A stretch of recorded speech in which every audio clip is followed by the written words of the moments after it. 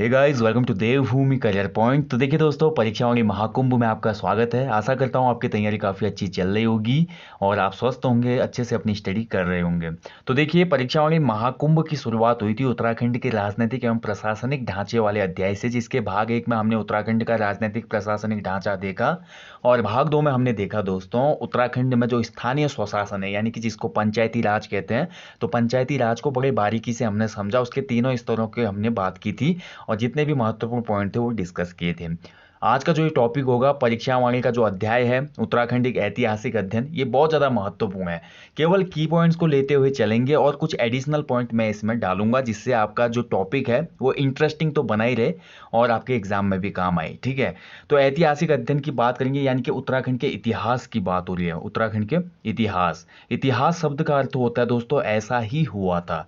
और उत्तराखंड के इतिहास की अगर हम बात करते हैं तो उत्तराखंड के इतिहास को, या इस लेक्चर की मैं बात करूं तो इस लेक्चर को हम विभिन्न खंडों में पढ़ेंगे, क्योंकि बहुत बड़ा लेक्चर है।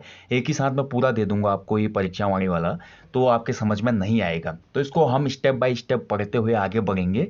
उत्तराखंडी इतिहास को मैं अपने हिसाब से देखूं तो दोस्तों, उत्तराखंड इतिहास को जो बांटा जाए तो कैसे बांटा जाए, तो सबसे पहले उत्तराखंड का प्राचीन इतिहास। प्राचीन इतिहास के अंतर्गत दोस्तों 3 भाग हो जाते हैं: प्रागैतिहासिक काल, आद्य ऐतिहासिक काल और ऐतिहासिक काल। इसके बाद मैं आता हूं दोस्तों मध्यकाल में।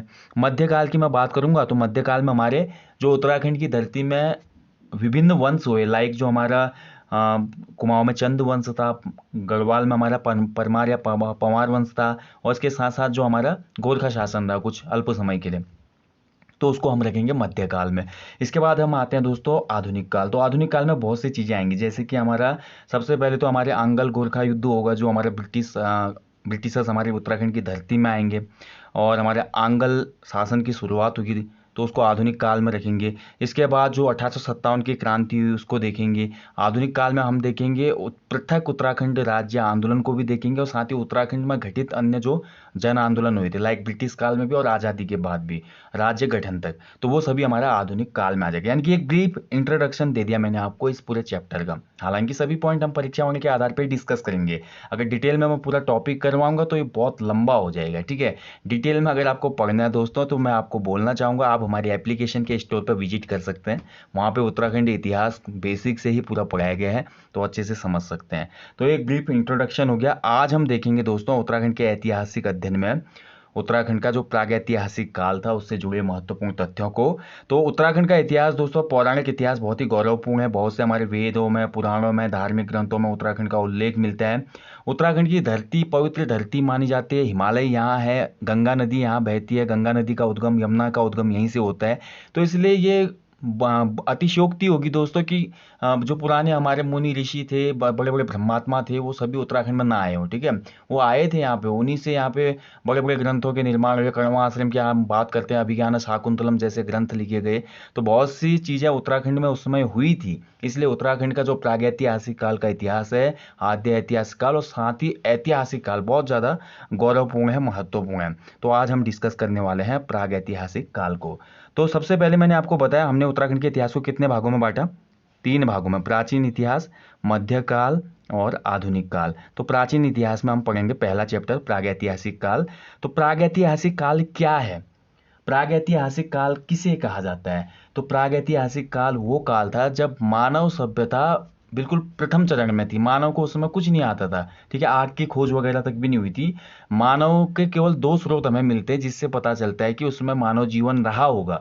कुछ हमें शैल चित्र मिलते हैं और कुछ मानव निर्मित पत्थरों के या पाषाण के उपकरण, हथियार मिलते हैं। इससे पता चलता है कि प्रागैतिहासिक काल में भी उत्तराखंड में मानव का निवास था, गुफाओं में, कंदराओं में, शैल छत्रों में। ठीक है, तो ये हम पढ़ने वाले हैं इस प्रागैतिहासिक काल में। थोड़ा ड्यूरेशन की बात कर लेते हैं। प्रागैतिहासिक काल क्या होता है? तो प्रागैतिहासिक काल, माफ कीजिए, इसका जो टाइम पीरियड है वो क्या है, तो टाइम पीरियड की बात करते हैं। 3000 ईसा पूर्व से भी पूर्व का समय कहलाता है प्रागैतिहासिक काल। ठीक है, यानी कि सिंधु सिविलाइजेशन भी नहीं आई है अभी। सिंधु सिविलाइजेशन का टाइम पीरियड 2500 ईसा पूर्व के बाद है, जबकि ये 3000 ईसा पूर्व से भी पहले की बात हो रही है, यानी कि ये पाषाण युग की बात हो रही है दोस्तों। ठीक है, और प्रागैतिहासिक काल में उत्तराखंड में जो उत्तराखंड के इतिहास को जानने के स्रोत हैं वो क्या है? मेनली शैल चित्र और हथियार। ठीक है, तो इनमें सबसे पहले हम आ जाते हैं दोस्तों शैल चित्र है हमारा। शैल चित्र की अगर हम बात करते हैं दोस्तों, अगर प्रागैतिहासिक काल को हम थोड़ा देर परे रखें तो उत्तराखंड इतिहास को जानने के स्रोत क्या क्या हो सकते हैं। तो उत्तराखंड इतिहास को जानने के कुछ स्रोत हैं दोस्तों, जैसे कि साहित्यिक स्रोत और दूसरा हमारा पुरातात्विक स्रोत। अब प्रागैतिहासिक काल में हमको केवल पुरातात्विक स्रोत मिलते हैं, जैसे कि मैं आपको बता चुका हूँ, शैलचित्र और मानव के हथियार। जबकि जब हम आगे बढ़ेंगे, अब आद्य ऐतिहासिक काल में जाएंगे और इसके साथ साथ हम जब ऐतिहासिक काल में जाएंगे तो हमें साहित्यिक स्रोत भी प्राप्त हो जाएंगे, जिसमें लोक साहित्य आ जाएगा, धार्मिक साहित्य आ जाएंगे, यात्रा वृत्तांत आ जाएंगे और गैर धार्मिक साहित्य आ जाएंगे। ठीक है, धार्मिक साहित्य की बात करते हो तो जैसे ऋग्वेद, ऋग्वेद में उत्तराखंड का नाम आता है। ठीक है, मनीषियों की भूमि, ऋषियों की भूमि बोला गया है। लोक साहित्य जो हमारे यहाँ मौखिक गाथाएं हैं, जैसे कि जो हमारे पवाड़े होते हैं, भगव होते हैं, जागर वगैरह होते हैं, वहाँ पे विदेशी यात्री आए उत्तराखंड की धरती में। लाइक सबसे पहले हम देखते हैं वेनसांग आया था यहाँ पे, अलबरूनी आया था, मूल क्राफ्ट आया था, एंटोनियो दी एंड्रीडो आया था जो कि पंवार वंश के श्यामसा के टाइम पे आता है, तो उनसे मिलते हैं। और गैर धार्मिक साहित्यों की बात करते हो जैसे अष्टाध्यायी है पाणिनि की, अभिज्ञान शाकुंतलम की मैंने अभी बात की कर्णवाश्रम में जो लिखी गई थी। ठीक है, मेघदूतम हो गया, हर्षचरित हो गया, बहुत सी ऐसी किताबें हैं जहाँ से हमें प्राप्त होती हैं उत्तराखंड की संबंधित जानकारी।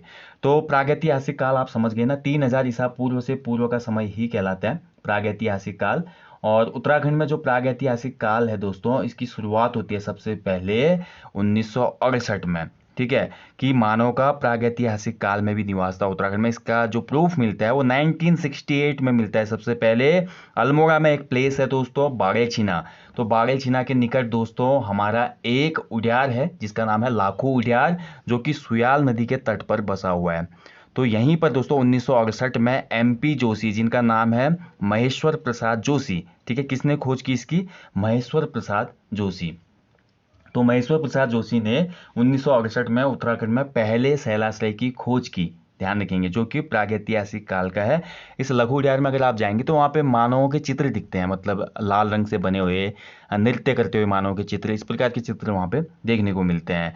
इसके बाद जो हमारा दूसरा प्रूफ मिलता है उत्तराखंड में प्रागैतिहासिक काल का, वो है ग्वारख्या गुफा, जो कि चमोली में स्थित है दोस्तों। इस गुफा से मानव, भेड़, बारहसिंगा, लोमड़ी आदि के रंगीन चित्र मिलते हैं। ठीक है, लाखों गुफा के जो चित्र है ना, वो समय के साथ साथ और अराजक तत्वों की वजह से दोस्तों धीरे धीरे फीके पड़ गए। अगर आप आज जाएंगे तो अच्छे से दिख ही नहीं पाते हैं अब चित्र। ठीक है, लेकिन ग्वारखा उद्यान में भी अभी मेंटेन किया गया, बहुत अच्छे वहाँ पे चित्र हैं और अच्छे से उनको संजोकर रखा गया है। अगर उत्तराखंड में, लेकिन एक क्वेश्चन बनेगा, देखिए एक क्वेश्चन यहाँ से बहुत इंपॉर्टेंट है। हालांकि प्रागैतिहासिक काल का जो पहला साक्ष्य है, शैलचित्र है, वो हमारा किसने खोजा है? महेश्वर प्रसाद जोशी, MP जोशी ने 1968 में। लेकिन क्वेश्चन बनेगा दोस्तों, उत्तराखंड में प्रागैतिहासिक कालीन खोज सबसे पहले किसने की थी? तो ये व्यक्ति था हेनवुड। इस नाम को याद रखिएगा, महत्वपूर्ण है। हेनवुड नामक व्यक्ति ने 1856 में देवीधुरा नामक प्लेस से कप मार्क्स की खोज की थी प्रागैतिहासिक कालीन। ठीक है, कप मार्क्स दो तो पत्थर पे, मतलब पत्थर पे काट के गड्ढे टाइप के बनाए होते हैं, that is called cup marks. Like ओखल नहीं होती जैसी पहाड़ी क्षेत्रों में ओखली, जिसमें धान वगैरह कूटा जाता है मूसल से, तो कप मार्क्स वैसा ही होता है। तो सबसे पहले चंपावत में कप मार्क्स की खोज की थी 1856 में हेनवुड ने। ठीक है, क्वेश्चन जैसे बनेगा एग्जाम में वैसे आंसर करना है। इसके बाद हम बात करते हैं दोस्तों, चमोली में एक गांव है किमनी गांव। किमनी गांव से हमको प्रागैतिहासिक काल के दोस्तों क्या मिलते हैं? सफेद रंग से चित्रित हथियार मिलते हैं और पशुओं के शैल चित्र मिलते हैं। इसके बाद सबसे महत्वपूर्ण हो जाता है मलारी गांव। तो चमोली में तिब्बत सीमा के आसपास है मलारी गांव, और यहाँ पे गढ़वाल विश्वविद्यालय ने दोस्तों 2002 में हजारों वर्ष पुराना क्या किया? 5.2 किलो का एक सोने का मुखौटा प्राप्त किया। ये बहुत महत्वपूर्ण है, कई बार क्वेश्चन बना है कि राज्य में 5.2 किलो का सोने का मुखौटा किस स्थान से प्राप्त होता है, या क्वेश्चन ऐसे बन जाता है कि उत्तराखंड में मलारी गांव से कितने किलोग्राम का सोने का मुखौटा प्राप्त हुआ, या किसने इस सोने के मुखौटे को प्राप्त किया था। तो गढ़वाल विश्वविद्यालय की जो रिसर्च टीम थी, इन्होंने प्राप्त किया था। ठीक है, ध्यान रखेंगे, बहुत महत्वपूर्ण है ये। और इसकी तुलना ना पाकिस्तान की स्वात घाटी से की जाती है, जो यहाँ पर चीज़ें मिली है ना, मिट्टी के बर्तन वगैरह भी मिले हैं यहाँ पे। मलारी में 5.2 किलो का सोने का मुखौटा तो मिला ही है, इसके साथ साथ मृद भांड भी मिले। मृद भांड मतलब मिट्टी के बर्तन, और ये मिट्टी के बर्तन पाकिस्तान के स्वात घाटी के समान है। स्वात घाटी है पाकिस्तान में, वहाँ पे भी मिले हैं। अगर क्वेश्चन बनेगा एग्जाम में कि राज्य के किस प्लेस के मृद भांड पाकिस्तान स्थित स्वात घाटी के समान है, तो ये हमारा हो जाएगा मलारी गांव के मृद भांड। इसके अलावा देखिए लुएथाप नामक प्लेस है दोस्तों हमारा अल्मोड़ा में, तो यहाँ पर भी हाथों में हाथों डालकर मानव के नृत्य करते हुए चित्र प्राप्त होते हैं। ये सभी क्वेश्चन बनते हैं, मानव के शिकार करते हुए, हाथों में नृत्य करते हुए, सफ़ेद रंग के चित्र, लाल रंग के चित्र, सोने का मुखौटा कहाँ से मिला, हर प्लेस को आपने याद रखना है। जैसे हुडली, हुडली जो प्लेस है हमारा उत्तरकाशी, यहाँ पे जो शैल चित्र मिलते हैं वो नीले रंग के मिलते हैं, स्पेशल पॉइंट ही बन जाता है। इसीलिए परीक्षाओं को कैसे पढ़ना ये भी बहुत महत्वपूर्ण है। आपका क्वेश्चन किस प्रकार से बनेगा, क्वेश्चन सीधे बन जाएगा, उत्तराखंड राज्य में किस प्लेस से नीले रंग के प्रागैतिहासिक कालीन शैल चित्र प्राप्त हुए हैं, तो हमारा हुडली नामक प्लेस से। अगला देखिए पेटसाल, तो अल्मोड़ा का जो पेटसाल है दोस्तों, यहाँ पर भी हमारा कत्थई रंग से प्राप्त नृत्य करते हुए मानव की आकृति प्राप्त हुई है। ठीक है, इसके बाद अगला प्लेस है दोस्तों फलसीमा, तो फलसीमा भी अल्मोड़ा के पास ही है और यहाँ पर योग करता हुआ मानव और नृत्य मुद्रा में वाला मानव प्राप्त हुआ है। मैं चित्र मतलब सभी जो मैं बोल रहा हूँ वो शैल चित्र मिले हैं। शैल चित्र मतलब जैसे उडियार है, कोई गुफा है, बड़ा सा हमारा शैल है, शिला है, वहाँ पर पुराने मानव ने क्या कर दिया, चित्र बना दिया, इस कैसे भी चित्र बना दिए। उन चित्रों के आधार पर ही हम यहाँ पे अंदाजा लगाते हैं कि उत्तराखंड में प्रागैतिहासिक काल में या पाषाण काल में, हम बोल सकते हैं पूरा पाषाण काल में मानव का निवास था। इसके अलावा बनकोट नामक प्लेस है दोस्तों, पिथौरागढ़ में बनकोट है, यहाँ से 8 ताम्र मानव की आकृतियां मिली हैं।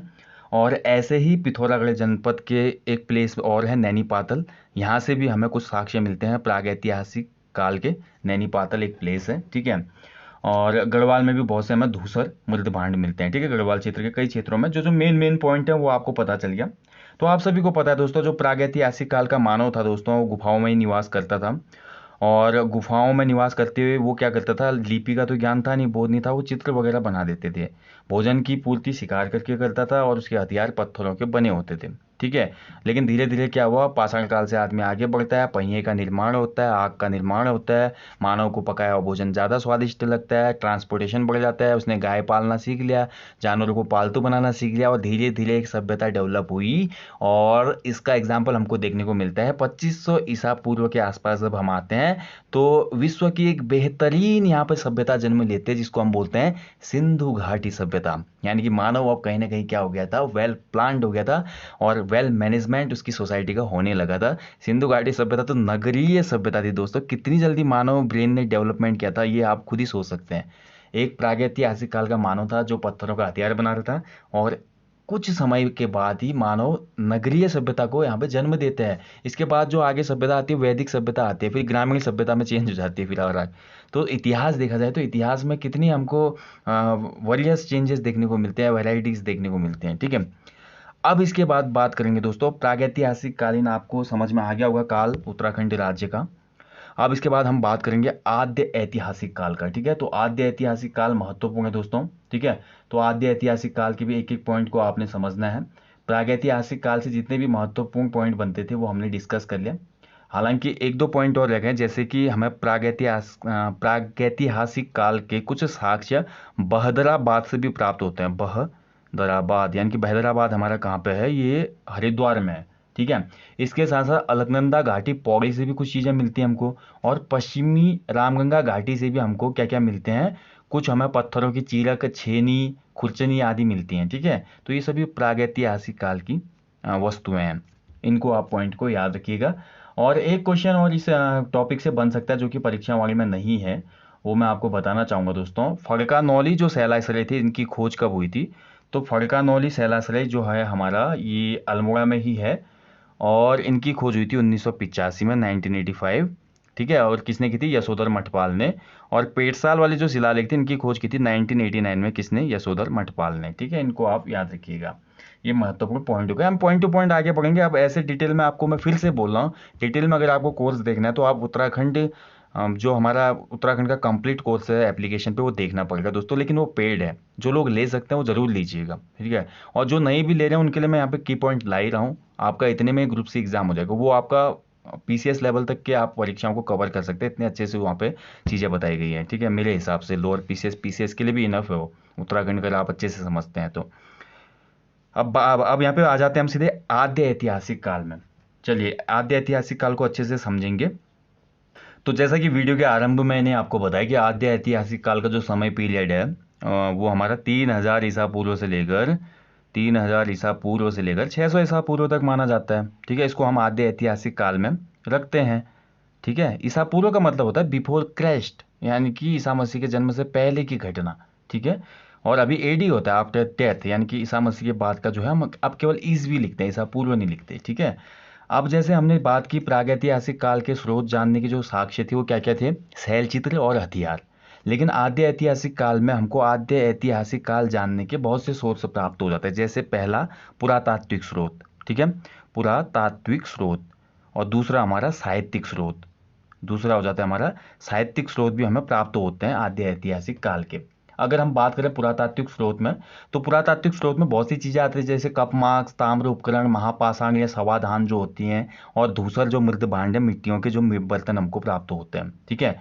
तो कप मार्क्स वगैरह बहुत जगह से मिले हमारे उत्तराखंड राज्य में। इसके अलावा हमारे जो ताम्र उपकरण है वो भी प्राप्त होते हैं। महापाषाण या सवाधान मिलते हैं हमको रामगंगा, पश्चिमी रामगंगा घाटी वगैरह में, और मृद भांड हमको बहुत सी जगह से प्राप्त होते हैं, वो हम डिस्कस करेंगे दोस्तों, ठीक है। तो दूसरा हमारा है साहित्यिक जो स्रोत होते हैं, ठीक है। तो साहित्यिक स्रोत में हमारे बहुत सी चीजें हैं, जिसमें हमारा धार्मिक स्रोत है। धार्मिक स्रोत में हम बात करते हैं, सबसे पहला जो नाम आता है हमारा सबसे प्राचीन जो वेद है दोस्तों, ऋग्वेद, ठीक है। तो लिखित स्रोत में हमारा ऋग्वैदिक काल और उत्तर वैदिक काल दोनों आ जा रहे हैं, क्योंकि 1500 से लेकर 1000 ईसा पूर्व तक का जो टाइम था वो ऋग्वैदिक काल था, और 1000 से लेकर 600 ईस्वी पूर्व तक का जो समय था वो हमारा उत्तर वैदिक काल था। तो इन्हीं कालों में तो हमारे बड़े बड़े ग्रंथों की रचना होती है। ऋग्वैदिक कालों में ही उत्तराखंड का प्रथम उल्लेख ऋग्वेद में हमको प्राप्त होता है। तो ये हम थोड़ा डिस्कस कर लेंगे दोस्तों, ठीक है। इसीलिए हमारे आद्य ऐतिहासिक काल को पौराणिक काल भी कहा जाता है। क्वेश्चन बनेगा उत्तराखंड में किस काल को पौराणिक काल भी कहा जाता है, तो ये हमारा आद्य ऐतिहासिक काल को कहा जाता है, ठीक है। तो सबसे पहले देखिए दोस्तों, हम देखेंगे कहाँ कहाँ से। देखिए इस काल का विस्तार तो मैं आपको बता ही चुका हूँ। इस काल में क्या हुआ, मानव को दोस्तों लौह ताम्र धातुओं, कृषि, पशुपालन, ग्रामीण नगरीय सभ्यता से परिचित होने के साक्ष्य प्राप्त होते हैं। बिल्कुल होते हैं, क्योंकि सिंधु सिविलाइजेशन हमारी डेवलप हो गई थी। वैदिक काल हमारा बहुत अच्छा काम हो रहा था, वर्ण व्यवस्था हो चुकी थी। उत्तर वैदिक काल आते आते तो धर्म और वर्ण व्यवस्था इतनी ज़्यादा चरम पे पहुंच गई कि लोगों में आपसी मतभेद होने लगे, ठीक है। और इसी टाइम तभी तो उत्तर वैदिक काल में ही दो धर्म हमारा जन्म लेते हैं, बहुत बड़े धर्म जन्म लेते हैं उस समय, एक बौद्ध धर्म, दूसरा जैन धर्म। रीजन ही यही था उस समय, क्योंकि वर्ण व्यवस्था चरम पे पहुंच गई थी। बहुत तिरस्कार, जो निम्न वर्ण था उनका तिरस्कार होने लगा था। तो ये जब हम उत्तराखंड हिस्ट्री से बाहर निकल के मेन हिस्ट्री पढ़ते तो वहाँ पे ये लेक्चर बहुत शानदार है दोस्तों। अगर कभी मौका लगेगा तो बनाएंगे इस पे, जो हमारा इतिहास का पूरा लेक्चर होता है ना, प्राचीन इतिहास, बड़ा इंटरेस्टिंग है। अब उत्तराखंड राज्य में जैसे कि मैं आपको बता चुका हूं, अभी हमने बात की, पहला हमने पुरातात्विक स्रोत पढ़े, दूसरा हमारा साहित्यिक स्रोत। तो पुरातात्विक स्रोत हमारे मिलते हैं, जैसे हैदराबाद से ताम्र संचय मिलता है दोस्तों, ताम्र के मतलब उपकरण मिलते हैं हैदराबाद, हरिद्वार से। मलारी और रामगंगा घाटी से विभिन्न कप मार्क्स वगैरह मिलते हैं। महापाषाण या सवाधान अवशेष भी मिलते हैं। महापाषाण या सवाधान क्या समझते हैं आप, समझते हैं इसको, इस वर्ड को आप समझते हैं, महापाषाण या सवाधान? तो महापाषाण या सवाधान का मतलब होता है दोस्तों, पत्थरों में किसी को दफनाया गया होगा, जो उसके साथ उसके सामान भी रखे जाते थे उस समय, ठीक है। इन्हीं को बोला जाता है महापाषाण या सवाधान। तो ये हमें सब प्राप्त होते हैं उत्तराखंड की धरती से, और जो कि पुष्टि करते हैं आद्य ऐतिहासिक काल में भी उत्तराखंड में मानव की निवास था, यानी कि पुष्टि होती है। अब यहाँ पर आ जाते हैं हम, सबसे महत्वपूर्ण जो है आज का टॉपिक हमारा ये आद्य ऐतिहासिक काल का, वो पौराणिक काल या हमारा साहित्यिक काल से संबंधित ज्यादा है। उत्तराखंड का जो प्रथम उल्लेख है हमें ऋग्वेद से प्राप्त होता है, ठीक है। तो ऋग्वेद में उत्तराखंड क्षेत्र को देवभूमि या मनीषियों की पूर्ण भूमि कहा गया है। इसके अलावा देखिए उत्तराखंड का उल्लेख हमें मिलता है दोस्तों वेदों के अलावा, जो उपनिषद हैं, ब्राह्मण ग्रंथ हैं, पुराण हैं, रामायण तथा महाभारत अनेक धार्मिक ग्रंथों में प्राप्त होता है। इन ग्रंथों में उत्तराखंड को पुण्य भूमि, ऋषि भूमि और पवित्र क्षेत्र से उल्लेखित किया गया है। ऐतरेय ब्राह्मण नामक जो ग्रंथ है दोस्तों हमारा, इसमें उत्तराखंड के लिए उत्तर कुरु शब्द प्रयोग हुआ है। ये महत्वपूर्ण है। उत्तर कुरु किस में बोला गया उत्तराखंड राज्य को, तो आपको ऐतरेय ब्राह्मण याद रखना होगा। इसके अलावा देखिए जो हमारा स्कंद पुराण है, तो स्कंद पुराण में 5 हिमालय खंडों का उल्लेख है, मानस खंड, केदार खंड, नेपाल, जालंधर, कश्मीर आदि का, ठीक है। ध्यान रखेंगे, मानस खंड, केदार खंड, नेपाल, जालंधर, कश्मीर। तो जालंधर वर्तमान पंजाब और नेपाल हमारा पड़ोसी राज्य। तो थोड़ा इसको जो 5 हिमालय खंड हैं उसको थोड़ा समझिए दोस्तों। अगर मैं उत्तराखंड की मैप की बात करता हूँ, ये रहा हमारा उत्तराखंड का मैप। उत्तराखंड के मैप को मैं बांट देता हूँ बीच से बिल्कुल। तो उत्तराखंड का उल्लेख हमें स्कंद पुराण में मिलता है। स्कंद पुराण में गढ़वाल का जो क्षेत्र था, यानी कि जो माया क्षेत्र था, माया मतलब हरिद्वार, माया क्षेत्र हरिद्वार से लेकर जो हिमालय तक का एरिया है, इसको बोला गया है केदारखंड। जबकि हमारा नंदा देवी क्षेत्र, जो नंदा देवी बधांग एरिया पड़ता है ग्वालदम में, नंदा देवी बधांग से लेकर कालगिरी तक का जो क्षेत्र है वो कहलाता है मानस खंड, ठीक है। तो ये है, मतलब कुमाऊं का जो क्षेत्र है जहाँ आज कुमाऊं के जनपद विस्तृत हैं वो मानसखंड, और जहाँ गढ़वाल के जनपद विस्तृत हैं ये एरिया बोला गया है पौराणिक ग्रंथों में केदारखंड। आई होप आप समझ पा रहे होंगे। और स्कंद पुराण में 5 हिमालय खंडों में विभाजित किया गया है। क्वेश्चन ये भी निकल के आएगा कि किस धार्मिक ग्रंथ में उत्तराखंड को 5 भागों में विभाजित किया गया है। तो ये हमारे किस में, 5 हिमालय भागों में, स्कंद पुराण में। ठीक है, तो अब हम बात करते हैं दोस्तों। देखिए जो हमारे पुराण, स्कंद पुराण की मैंने अभी बात की ना, स्कंद पुराण में माया क्षेत्र हरिद्वार से हिमालय तक के विस्तृत क्षेत्र को केदारखंड बोला गया है। नंदा देवी पर्वत से लेकर कालगिरी तक के क्षेत्र को मानसखंड कहा गया है। और नंदा देवी पर्वत को इन दोनों खंडों की विभाजन रेखा माना गया है। ठीक है, ये भी महत्वपूर्ण ध्यान रखेंगे। क्वेश्चन यहाँ से भी बन सकता है कि मानसखंड और केदारखंड की विभाजन रेखा किसे माना गया है। आपको ऑप्शन आ जाएंगे वहाँ पे, नंदा देवी पर्वत, इसके अलावा दूनागिरी पर्वत, ऐसे क्वेश्चन बना देगा। ठीक है, या हमारा कौशिक पर्वत। तो आपको याद रखना है केवल नंदा देवी पर्वत था जो कि डिवाइडर के रूप में प्रयोग किया गया है इन ग्रंथों में। पुराणों में मानसखंड और केदारखंड के संयुक्त क्षेत्र को उत्तरखंड बोला गया, ये भी महत्वपूर्ण है दोस्तों। ठीक है, जो हमारे पुराण हैं, वेद होते हैं हमारे, फिर पुराण होते हैं दोस्तों, और उसके साथ उपनिषद होते हैं, ब्राह्मण ग्रंथ होते हैं, तो इनको आपने याद रखना है। तो पुराणों में जो मानसखंड और केदारखंड है इनके संयुक्त यानी कि मिश्रित क्षेत्र को उत्तरखंड कहा गया है। यानी कि पूरे उत्तराखंड को, जो हम अभी बात करते थे ना, एक तरफ हम केदारखंड बोले थे, एक तरफ मानसखंड, तो इस संपूर्ण भूभाग को, हमारा संयुक्त क्षेत्र मतलब संपूर्ण भूभाग को उत्तरखंड बोला गया है। ब्रह्मपुर और खसदेश आदि नामों से उल्लेखित किया गया। ब्रह्मपुर राज्य बहुत शक्तिशाली राज्य रहेगा ऐतिहासिक काल में, ध्यान रखेंगे। ठीक है, बाद में तो विघटन हो जाता है, शक्तियाँ बढ़ जाती हैं। और यहाँ पर एक पॉइंट बहुत महत्वपूर्ण है, जहाँ से मैंने देखा हमेशा क्वेश्चन बनता है एग्जाम में, कि बौद्ध साहित्य के पाली भाषा वाले ग्रंथों में उत्तराखंड के लिए क्या नाम प्रयुक्त हुआ है। तो बौद्ध साहित्य में उत्तराखंड को बोला गया दोस्तों हिमवंत। बहुत ही महत्वपूर्ण है दोस्तों, हिमवंत बोला गया है। ये पॉइंट आपने याद रखना है दोस्तों। ठीक है, अब हम यहाँ पे बात करेंगे दोस्तों केदारखंड की, क्योंकि जो गढ़वाल क्षेत्र है इसी को केदारखंड कहा जाता था, तो केदारखंड की हम थोड़ा बात करेंगे। तो केदारखंड का जो अन्य नाम है दोस्तों वो बद्रिका आश्रम, तपोभूमि, स्वर्गभूमि, केदारखंड आदि बोला जाता है। गढ़वाल जो नाम आया वो तो 1515 में आया, जब अजयपाल पूरे गढ़वाल का एकीकरण कर लेगा और फिर गढ़वाल को नाम देता है वो गढ़वाल। ठीक है, जो उस समय क्षेत्र है पूरे आसपास का, जितने भी 52 गढ़ थे उनका एकीकरण करके गढ़वाल नाम दिया गया दोस्तों। ठीक है, तो ये कुछ महत्वपूर्ण पॉइंट है। अब हम बात करेंगे दोस्तों गढ़वाल क्षेत्र की, यानी कि केदारखंड क्षेत्र की। केदारखंड की अगर हम बात करते हैं दोस्तों, तो ऋग्वेद में ये वर्णन है केदारखंड का कि इस क्षेत्र में असुर राजा संबर के 100 गणों को देवराज इंद्र और सुदास ने नष्ट किया था, ऐसा बोला जाता है। ठीक है, ऋग्वेद में वर्णित है ये बात। तो ऋग्वेद सबसे प्राचीन वेद है, तो कहीं ना कहीं ये साक्ष्य संभव सही प्रतीत होता है। ठीक है, तो यहाँ पे हमारे 100 गणों को देवराज इंद्र और सुदास ने नष्ट किया था, ये बिल्कुल हमारे पौराणिक काल की बात हो रही है। ठीक है, और ब्रह्मा के मानस पुत्रों अगर बात करें, दक्ष, मरीचि, पुलत्स, पुलह, ऋतु, अत्रि आदि का निवास गढ़वाल ही था। जो हमारे इतिहासकार है हरिराम धस्माना, भजन सिंह और डॉक्टर शिवानंद नौटियाल जी, ये बोलते हैं कि सप्त सिंधु प्रदेश गढ़वाल ही है। और इसका जो हमारा बेसिक पॉइंट है वो हमारा प्राणा गांव है। ठीक है, प्राणा गांव, जिसको माणा बोलते हैं वर्तमान में, ये बहुत महत्वपूर्ण है दोस्तों। ठीक है, प्राणा ग्राम में ही सप्त ऋषियों ने अपने प्राणों की रक्षा की थी, ऐसा बोला जाता है। और यहीं से दोस्तों पुनः सृष्टि प्रारंभ हुई थी, ऐसा हमको बोला जाता है। ठीक है, पौराणिक ग्रंथों में। तो ये बहुत महत्वपूर्ण पॉइंट रहेगा दोस्तों, क्वेश्चन आपका निकल के आ सकता है दोस्तों। ऋग्वेद में जिस सप्त सिंधु देश का उल्लेख है वो गढ़वाल क्षेत्र में ही है। और गढ़वाल क्षेत्र में कौन सी जगह पे हमारे सप्त ऋषियों की पुष्टि होती है, तो ये हमारा प्राणागाम। ठीक है, प्राणाग्राम, यानी कि वर्तमान जो माणा का आसपास का क्षेत्र है ना, यहाँ ये माना जाता है। इसके अलावा देखिए दोस्तों, गढ़वाल क्षेत्र में अलकापुरी जो है ना, अलकापुरी कुबेर की राजधानी थी, ऐसा बोला जाता है। और मनुष्य के आदि पूर्वज मनु का निवास स्थल भी था, ऐसा बोला जाता है यहाँ पे। ठीक है, ये महत्वपूर्ण पॉइंट है। और इसके अलावा बहुत से अन्य महत्वपूर्ण पॉइंट, जैसे कि टिहरी गढ़वाल की एक पट्टी है दोस्तों, विशोन नामक पर्वत पे वशिष्ठ गुफा, वशिष्ठ कुंड, वशिष्ठ आश्रम है। राम के वनवास जाने पर वशिष्ठ मुनि और उनकी पत्नी ने यही निवास किया था, ऐसा बोला जाता है। और गढ़वाल के ही देवप्रयाग में दोस्तों सितेंशु पट्टी है, जहाँ पर हमारी सीता जी पृथ्वी में समा गई थी।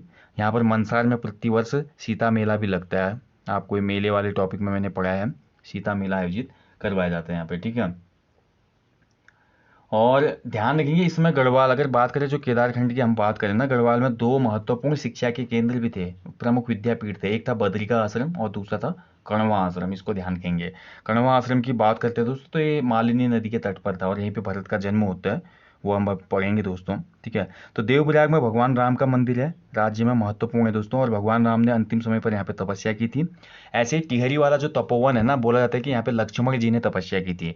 वैसे उत्तराखंड में बहुत से तपोवन है, ध्यान रखेंगे। उत्तराखंड में विभिन्न जो तपोवन है उस पर भी मैंने वीडियो दिया है, स्टैटिक वाले पोर्शन में सर्च करके आप देख लीजिएगा। उत्तराखंड में 6 या 7 से ज़्यादा तपोवन है, अलग अलग प्लेसेज में है वो। ठीक है, तो एक तपोवन हमारे टिहरी में भी पड़ता है, जहाँ पे लक्ष्मण जी ने तप किया था, ऐसा बोला जाता है। रामायण काल में बाणासुर का जो राज्य था ना, इसी गढ़वाल क्षेत्र में था, ऐसा बोला जाता है। और इसकी राजधानी ज्योतिषपुर थी, यानी कि जो वर्तमान जोशीमठ है चमोली का, यहाँ पर बाणासुर की राजधानी थी, ऐसा बोला जाता है दोस्तों। इसके बाद हम बात करते हैं महाभारत के वन पर्व में। ये सबसे महत्वपूर्ण पॉइंट है दोस्तों। तो महाभारत का जो वन पर्व है, इसमें हरिद्वार से केदारनाथ, केदारनाथ का जो अन्य नाम है वह भृंगतुंग, केदारनाथ का अन्य नाम है भृंगतुंग, याद रखेंगे, बहुत महत्वपूर्ण है। ठीक है, तो महाभारत के वन पर्व में, किस में, वन पर्व में महाभारत के, तो हरिद्वार से केदारनाथ जो भृंगतुंग की यात्रा में पड़ने वाले स्थानों का वर्णन हमें देखने को मिलता है। यहाँ पर लोमस ऋषि के साथ जो हमारे पांडवों के क्षेत्र में आने का उल्लेख भी है दोस्तों। ठीक है, और बोला जाता है कि कुंती सहित, द्रौपदी सहित पांडव आए थे यहीं पे और यहीं से स्वर्ग गए थे। स्वर्ग रोहिणी जो पर्वत है वो भी गढ़वाल में है, आपने नोट किया हुआ। स्वर्ग रोहिणी पर्वत इसलिए कहा जाता है गढ़वाल के उस पर्वत को, क्योंकि वहीं से होकर पांडव स्वर्ग को गए थे। ठीक है, उसके अलावा देखिए महाभारत के वन पर्व के अनुसार दोस्तों, जो उस समय इस क्षेत्र का सबसे आ, महत्वपूर्ण वंश था कुनिंद वंश, और जो किरात जाति थी उनका आधिपत्य था। और कुनिंद वंश का एक राजा था उस समय यहाँ पे। ठीक है, हमारा कुनिंद या पुलिंद वंश बोलते हैं, इसका राजा था सुबाहु, इसकी राजधानी श्रीनगर में थी। इसने पांडवों की ओर से युद्ध में भाग लिया था, ध्यान रखेंगे, पांडवों की तरफ से युद्ध में भाग लिया था, ऐसा हमको ये सभी साक्ष्य हमारे वेद पुराण और पौराणिक ग्रंथों में प्राप्त होते हैं। सुबाहु के बाद राजा विराट का उल्लेख है दोस्तों, जिसकी राजधानी जौनसार के पास विराटगढ़ी में थी। देखिए गढ़वाल में 52 गढ़ हैं, इसके अलावा भी वैराटगढ़ या बैराटगढ़, जो हमारे रंगीलो बैराट है ना, उसको अलग रखा जाता है, 52 गढ़ों की इतर है वो। तो बैराटगढ़ी या विराटगढ़ी जो है ना, यहाँ पे हमारा सुबाहु के बाद जो राजा विराट था उसकी राजधानी प्राप्त होती है। ठीक है, और दो यहाँ पर हम बता चुका हूँ मैं आपको, शिक्षा के प्रमुख विद्यापीठ थे, बद्रिका आश्रम और कण्वा आश्रम। कण्वा आश्रम मालिनी नदी के तट पर पौड़ी गढ़वाल में स्थित है, और यहाँ पर दुष्यंत शकुंतला के प्रेम प्रसंग के कारण ये प्रसिद्ध हुआ। यहीं पे चक्रवर्ती सम्राट भरत का जन्म हुआ, और इसी के निकट एक प्लेस है कविल्ठा नामक प्लेस, और इसी कविल्ठा नामक प्लेस पे महाकवि कालिदास का जन्म हुआ था, ध्यान रखेंगे। ठीक है, और अभिज्ञान शाकुंतलम की रचना हमारे महाकवि कालिदास ने यहीं पे की थी, मालिनी नदी के तट पर, और इस स्थान को वर्तमान में चौकी घाट कहा जाता है। ठीक है, ध्यान रखेंगे, चौकी घाट कहा जाता है, ये महत्वपूर्ण है। और ध्यान रखेंगे कहीं कहीं पे हमें जो केदारखंड है ना, तो केदारखंड का कहीं कहीं पे हमको नाम क्या मिलता है दोस्तों, ये भी महत्वपूर्ण पॉइंट है, केदार खस मंडले। ठीक है, ध्यान रखेंगे, केदारखंड खस मंडले, नहीं माफ कीजिएगा, केदार खस मंडले है। ठीक है, केदार खस मंडले, यानी कि गढ़वाल क्षेत्र में हमारा कभी ना कभी क्या था, खस जाति का आधिपत्य रहा था। गढ़वाल क्षेत्र में खस जो है हमारा, खस जाति का आधिपत्य रहा, और खस जाति के लोग जो बहुत सशक्त थे, और खसों के समय विशेषकर उत्तराखंड राज्य में और गढ़वाल क्षेत्र के इस एरिया में बौद्ध धर्म का बहुत प्रचार प्रसार हुआ था। ठीक है, तो बौद्ध धर्म का प्रचार प्रसार होता है। बाद में जब हम ऐतिहासिक काल पढ़ेंगे ना, तो ऐतिहासिक काल में जब कार्तिकेयपुर या कत्यूरी वंश पढ़ेंगे, तो वहाँ पे देखते हैं कि बौद्ध धर्म का घोर विरोध करेगा एक राजा आएगा अभी। ठीक है, लेकिन जो हमारा उससे पूर्व का जो टाइम पीरियड चल रहा था, इस टाइम पीरियड पे हम देख रहे हैं खस कालीन, उसमें खसों की शक्ति बहुत सशक्त माने जाते थे, तो बौद्ध धर्म का हमको प्रचार देखने को मिलता है। ठीक है, अब इसके बाद हम बात करेंगे दोस्तों मानस खंड की। आद्य ऐतिहासिक काल में मानस खंड यानी कि कुमाऊं क्षेत्र का जो उल्लेख है, ये हमारा कहाँ कहाँ होता है, क्या क्या चीज़ें इसमें महत्वपूर्ण है। तो पौराणिक ग्रंथों में दोस्तों चंपावत के पास, चंपावत के पूर्व स्थित जो कच्छप पीठ का कांतेश्वर पर्वत है, जिसको वर्तमान में कांदेव पर्वत भी कहा जाता है, बोला जाता है कि यहाँ पे भगवान विष्णु का कच्छप अवतार हुआ था। ठीक है, कूर्म अवतार या कच्छप अवतार हुआ था, इसीलिए कालांतर में मानसखंड के इस क्षेत्र को कूर्मांचल कहा गया दोस्तों, जो आज कुमू या कुमाऊं कहलाता है। अगर हम बात करते हैं दोस्तों ब्रह्म पुराण की, तो ब्रह्म पुराण और वायु पुराण बोलते हैं कि यहाँ पे किरात, किन्नर, यक्ष, गंधर्व, नाग आदि जातियों का भी निवास रहा था। ठीक है, तो ये कुछ हमारी ब्रीफ हिस्ट्री है कुमाऊं क्षेत्र की। और नाग जाति की अगर हम बात करें तो इनके कुछ निवास स्थलों की पुष्टि होती है, जैसे कि बेनी नाग, धौली नाग, काली नाग, पिंगल नाग। ठीक है, तो बहुत से ऐसे नाग मंदिर आपको कुमाऊं क्षेत्र में देखने को मिल जाएंगे, ये बहुत महत्वपूर्ण है। और कुमाऊं क्षेत्र का जो सर्वाधिक उल्लेख है ये स्कंद पुराण के मानस खंड में मिलता है। एक पॉइंट यहाँ से बन गया आपका। तो कुमाऊं क्षेत्र का सर्वाधिक उल्लेख कहाँ पे मिलता है, तो स्कंद पुराण के मानस खंड में। ठीक है। इसके अलावा देखिए हमारा मानसखंड में जाखन देवी मंदिर, कुमाऊं क्षेत्र में जो जाखन देवी मंदिर है ये अल्मोड़ा में स्थित है, और इस मंदिर में यक्षों के निवास की पुष्टि होती है। जो यक्ष है ना, तो यक्ष यहाँ पे निवास करते थे ऐसा बोला जाता है। और इसके अलावा मैं बता चुका हूँ नाग देवता के मंदिर, जिसमें बेनी नाग जो मंदिर है या बेरी नाग मंदिर है, ये बहुत ज़्यादा फेमस है। और इसके अलावा देखिए हम बात करते हैं दोस्तों, उत्तराखंड के कुमाऊं क्षेत्र में ही हमको सबसे प्राचीन जाति के वंशज आज भी देखने को मिलते हैं। ठीक है, तो आज भी किरात वंशज जो हमारे हैं, सबसे मिनिमम आबादी वाली ट्राइब राजी जनजाति, वो किरातों से ही संबंधित है, बहुत महत्वपूर्ण है। ठीक है, जो हमारे कुमाऊं क्षेत्र में स्पेशली अस्कोट, डीडीहाट, धारचूला में जनजाति निवास करती है, राजी जनजाति, उसका संबंध माना जाता है हमारा किरात वंश से। और किरात वंश का उल्लेख हमको मानसखंड में देखने को मिलता है। और जो किरात वंश के लोग हैं या हमारी राजी जनजाति के लोग हैं, वो मुंडा भाषा बोलते हैं, तो उनकी भाषा भी कहीं ना कहीं यूनिक भाषा है, मुंडा भाषा। ठीक है, और इसके बाद हमें किरातों के बाद यहाँ पे कुमाऊं क्षेत्र में पुष्टि होती है कि यहाँ पे खसों का प्रभुत्व था। खस जो जाति थी उनका प्रभुत्व देखने को मिलता है आद्य ऐतिहासिक काल में दोस्तों। ठीक है, तो कुमाऊं में जब राजपूतों का प्रवेश नहीं हुआ था ना, अगर हम बात करें राजपूतों का प्रवेश मतलब कुमाऊं क्षेत्र में जो कत्यूरी राजपूत थे या इसके बाद जो हमारे चंद राजपूत आए, इनके प्रवेश से पूर्व कुमाऊं का जो एरिया रहा होगा मानसखंड के हिसाब से, जो अभी हमने बात की दोस्तों, बधानगढ़ से लेकर हमारा कालगिरी तक, वो पूरा एरिया घिरा हुआ था किससे, खसों से। ठीक है, उसके बाद जब हम ऐतिहासिक काल में जाएंगे तो तब हमको बहुत से महत्वपूर्ण चीज़ें मिलेंगी, तो तब आपको अच्छे से और समझ में आएगा। तो ये हमारा आद्य ऐतिहासिक काल है। अब आते ऐतिहासिक काल के दोस्तों हमको कुछ प्रमुख लेख भी देखने को मिलते हैं। ठीक है, क्योंकि हम पहले बता चुके हैं आद्य ऐतिहासिक काल में हमको पुरातात्विक स्रोत भी मिलते हैं और साहित्यिक स्रोत भी।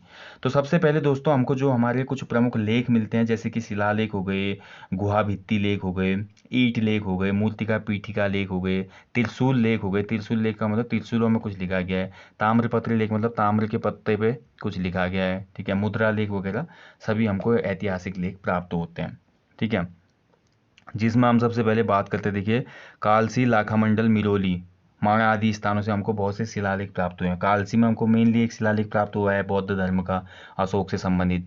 तो अशोक का शिलालेख हमको कहाँ पे मिलता है, कालसी में। ठीक है, तो अशोक ने कालसी में ये शिलालेख स्थापित करवाया था 257 ईसा पूर्व, यानी कि मौर्य वंश चल रहा था भारत में, मौर्य वंश का शासक था अशोक, तो इसने यहाँ पे इस कालसी शिलालेख को स्थापित करवाया। इसकी लिपि है ब्राह्मी लिपि और इसको लिखा गया प्राकृत भाषा में। महत्वपूर्ण पॉइंट है, प्राकृत भाषा में। ठीक है, बहुत जगह पाली भाषा दिया, हालांकि देखिए मौर्य वंश में पाली भाषा का विशेष प्रचार प्रसार हुआ, क्योंकि बौद्ध धर्म चरम पे था और बौद्ध धर्मों की जो भाषा थी, बौद्ध ग्रंथों की, वो पाली भाषा थी। लेकिन जो हमारा देहरादून वाला जो पुरातात्विक विभाग के द्वारा वहाँ पे बोर्ड लगाया गया है, उसमें साफ साफ लिखा गया है कि अशोक के शिलालेख की भाषा प्राकृत है और इसकी लिपि ब्राह्मी है। ठीक है, ध्यान रखेंगे, महत्वपूर्ण है। इसके अलावा देखिए दोस्तों, हमारा जो कालसी के जो लोग थे उस समय, उन कालसी के लोगों के लिए पुलिंद और इस क्षेत्र के लिए अपरांत शब्द का प्रयोग इसमें किया गया है। इसके अलावा देखिए देहरादून के जौनसार बाबर क्षेत्र से लाखामंडल जो स्थित है, प्लेस है, यहाँ पे लाखामंडल प्लेस से राजकुमारी ईश्वरा का शिलालेख मिलता है। ये बहुत महत्वपूर्ण क्वेश्चन भी बना है इस पे, राजकुमारी ईश्वरा का जो हमारा शिलालेख है कहाँ से प्राप्त होता है, तो ये हमारा लाखामंडल से प्राप्त होता है। इससे ही पता चलता है कि कभी ना कभी यमुना घाटी में या लाखामंडल वाला जो प्लेस था, यहाँ पे यादव वंश का प्रभुत्व भी था। ठीक है, यादव वंश। और इसके अलावा देखिए दोस्तों, हमारे छांगलेस की प्रशस्ति भी मिलती है। छांगलेस या छांगलेस का हम बोल सकते हैं कि शिलालेख या प्रशस्ति। तो छांगलेस की प्रशस्ति, ये क्वेश्चन भी बना था लास्ट टाइम, ये भी हमारा लाखामंडल से ही प्राप्त होता है। ठीक है, इसके अलावा देखिए गोपेश्वर, कालीमठ, केदारनाथ और नाला के लेख मंदिरों की दीवारों पर उत्कीर्ण हमारे बहुत से लेख हैं। नैनीताल और बागवाला से ईंटों पर उत्कीर्ण लेख मिला, ये महत्वपूर्ण है। ईंटों, ब्रिक्स जो होती है ना, तो ब्रिक पर जो हमारे लेख मिले वो नैनीताल और बागवाला से मिले। बागवाला कहाँ प्लेस है, देहरादून में। देवलगढ़ और कोलसारी से प्राप्त मूर्त पीठिका लेख हैं। तो देवलगढ़ हमारा दोस्तों, देवलगढ़, गढ़वाल और कोलसारी, यहाँ से हमको मूर्ति पीठिका लेख मिलते हैं, यानी कि मूर्तियों पर कुछ ना कुछ हमारा अंकित किया गया।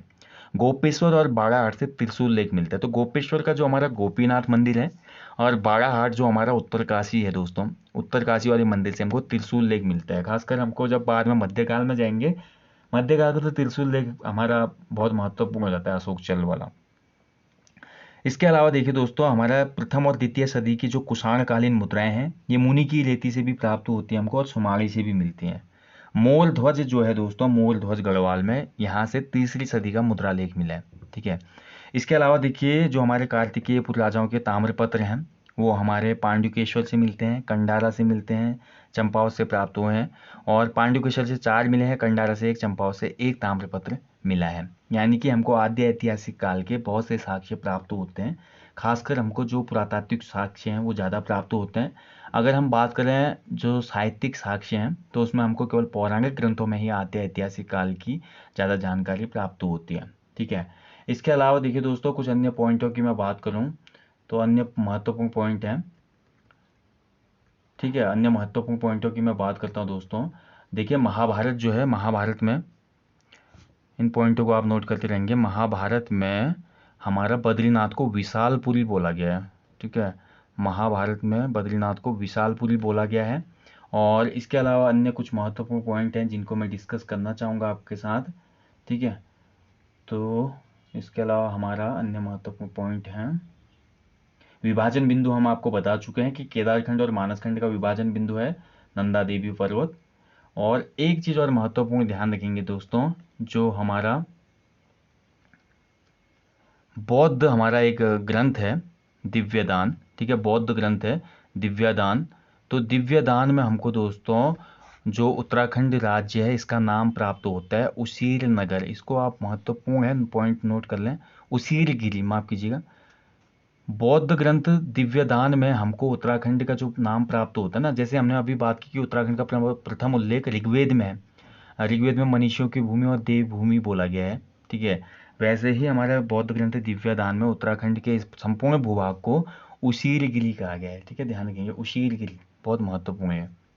ठीक है, तो ये हमारे देखिए आद्य ऐतिहासिक काल की हम बात करते हैं दोस्तों।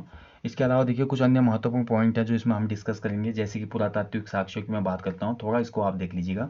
पुरातात्विक साक्ष्य सबसे पहले देखिए कप मार्क्स की मैंने बात की, तो पुरातात्विक साक्ष्य में कप मार्क्स 1856 देवी धुरा चंपावत से हमारा किसने, हेनवुड ने प्राप्त किया। इसके बाद देखिए 1877 का एक वर्ष आया, यहाँ पे हमारा कारनक, रिवेट कारनक नामक आदमी था, अल्मोड़ा के द्वारा हर से इसको चंद्रेश्वर मंदिर है वहाँ पे 200 कप मार्क्स प्राप्त होते हैं। ठीक है, यशोधर मठपाल जी को पश्चिमी रामगंगा घाटी नौला गांव में 72 कप मार्क्स मिलते हैं। और इसके अलावा दोस्तों यशवंत सिंह कठोर जी ने गोपेश्वर और पश्चिमी नयार घाटी में कप मार्क्स हासिल किए। ताम्र उपकरणों की बात करता हूँ तो सबसे पहले हमको 1951, ठीक है, हमारा बहदराबाद जो कि हम पढ़ रहे थे अभी, बहदराबाद हरिद्वार से ताम्रपत्र प्राप्त होता है जिसमें भाला, रिंग्स, चूड़ियाँ आदि मिलती हैं। 1986 में अल्मोड़ा से, 1989 में बनकोट पिथौरागढ़, 1999 में पिथौरागढ़ जनपद के ही नैनी पातल नामक प्लेस से मानव आकृतियों के समान तांबे धातु की आकृतियां मिलती हैं। ठीक है, और इसके अलावा हम पहले ही भाग में पढ़ चुके हैं हमारा प्रागैतिहासिक काल में, जो मलारी गांव है, मलारी गांव से हमको 5.2 kg का प्रागैतिहासिक कालीन साक्ष्य मिलता है। वैसे ही दोस्तों मलारी ग्राम से हमको आद्य ऐतिहासिक काल के भी कुछ साक्ष्य मिले हैं, जिसमें महापाषाणीय समाधान की मैं बात करूंगा। महापाषाणीय समाधान जिनकी खोज की दोस्तों हमारे उत्तराखंड में चारण जिनको कहते हैं शिव प्रसाद डबराल जी ने।